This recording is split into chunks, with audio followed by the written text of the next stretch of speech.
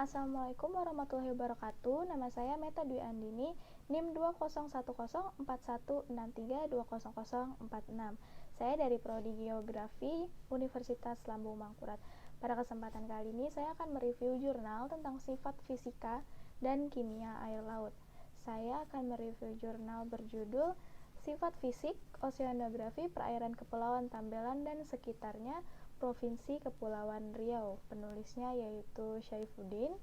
Jurnal Perikanan dan Kelautan, volume 15 nomor 2 tahun 2010. Kepulauan Tambelan merupakan gugusan pulau-pulau yang terdiri dari 68 pulau. Pulau terbesar yaitu Pulau Tambelan, Pulau Benua, dan Pulau Uwi.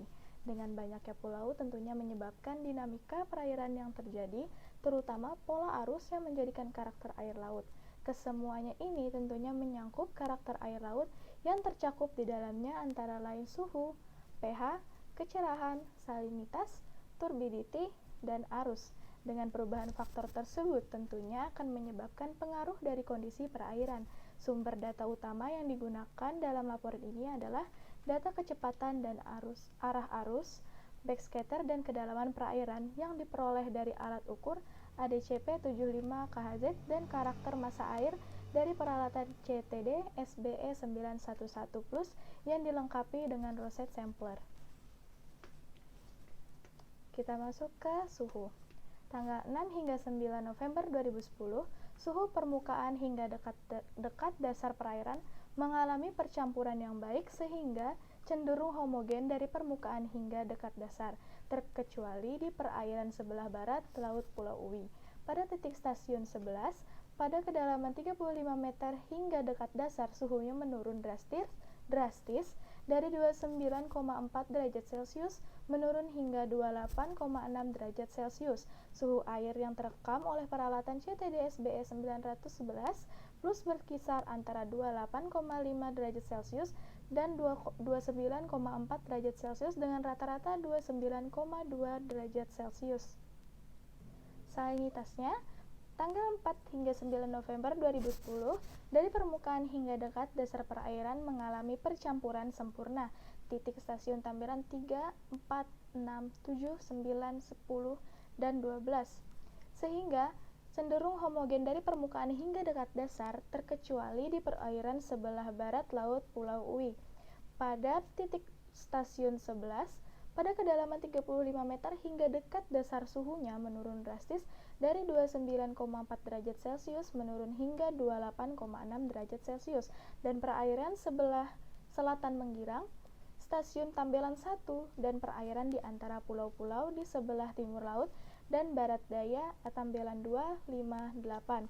Salinitasnya bervariasi antara 32 sampai 32,3 PSU di permukaan dan 32,2 sampai 32,6 PSU di dekat dasar.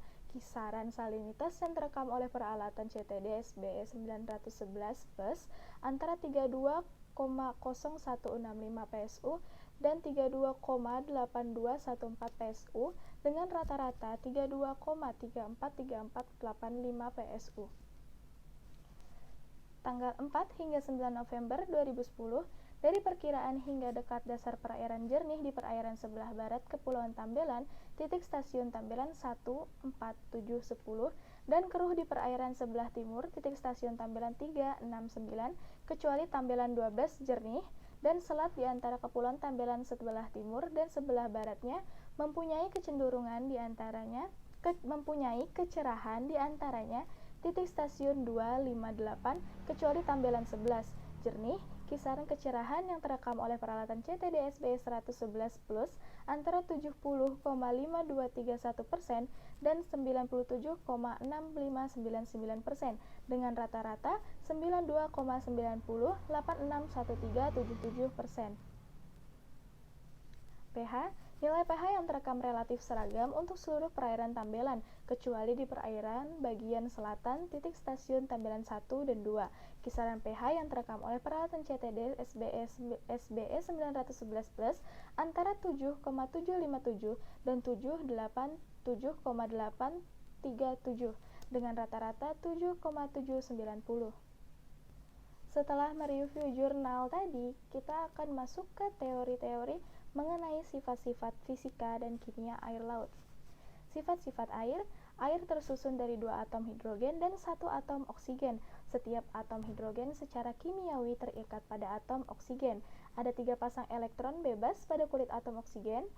Tiap atom hidrogen yang berkaitan dengan atom oksigen menyumbangkan 1 elektron ke atom oksigen sehingga terbentuk suatu keseimbangan dan membentuk molekul air. Pada ujung atom hidrogen memiliki muatan positif yang kecil, sedangkan ujung atom oksigen memiliki muatan negatif. Karena itu, muatan memiliki penyebaran yang tidak sama. Akibatnya, molekul-molekul air tersebut cenderung bergabung bersama tertahan oleh tarikan dengan muatan negatif atom oksigen dari molekul yang lain, membentuk suatu ikatan yang disebut ikatan hidrogen. Ikatan molekul air yang bermuatan itu lebih kuat daripada ikatan molekul tanpa muatan. Keadaan itu membuat molekul air lebih stabil dan sulit terpisah untuk menjadi molekul-molekul air yang terpisah. Susunan molekul air adalah susunan molekul yang sangat stabil. Air adalah satu-satunya unsur di alam yang dijumpai dalam 3 fase, yaitu fase padat, cair, dan gas secara bersamaan. Air dalam bentuk padat mempunyai susunan molekul yang sangat teratur, sedang bila berada dalam bentuk gas, susunan molekulnya sangat jarang. Kita masuk ke sifat fisika air laut. Suhu adalah kadar panas suatu benda. Permukaan samudra mendapat panas dari 3 sumber, yaitu 1. Radiasi sinar matahari, 2. Konduksi panas dari atmosfer, dan 3. Kondensasi uap air. Sebaliknya, permukaan laut menjadi dingin karena 3 sebab, yaitu 1. Radiasi balik dari permukaan laut ke atmosfer, 2. Konduksi panas balik ke atmosfer, dan 3. Evaporasi. Sementara itu, di bawah permukaan laut, arus-arus horizontal dapat mentransfer panas dari satu kawasan ke kawasan lain. Alat pengukur suhu biasanya menggunakan termometer. Densitas. Nilai densitas air laut dikontrol oleh 3 variabel yang berinteraksi sangat kompleks, yaitu salinitas, temperatur, dan tekanan. Secara umum, densitas meningkat dengan meningkatnya salinitas, meningkatnya tekanan atau kedalaman, dan turunnya temperatur. Densitas air laut dapat dihitung bila ketiga variabel itu dapat diketahui. Di permukaan laut, perubahan densitas air laut terjadi karena proses-proses evaporasi atau pemanasan yang terjadi di permukaan laut.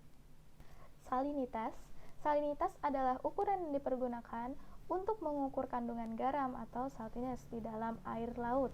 Unsur-unsur dalam bentuk ion yang melimpah menyusun kandungan garam di dalam air laut. Secara keseluruhan, semua unsur tersebut menyusun lebih dari 99,8% material yang terlarut di dalam air laut. Di antara ion-ion itu, sodium dan klorin menyusun sekitar 86%. Secara teoritis, salinitas didefinisikan sebagai banyak gram total ion-ion garam yang terlarut di dalam 1 kg air laut. Sinar di laut. Sinar matahari hanya dapat menembus lapisan permukaan laut.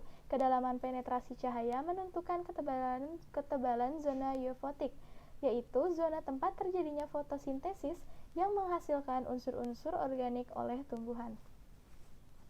Warna. Samudra dan laut di bumi mempunyai warna yang beraneka ragam. Warna adalah fungsi dari spektrum sinar.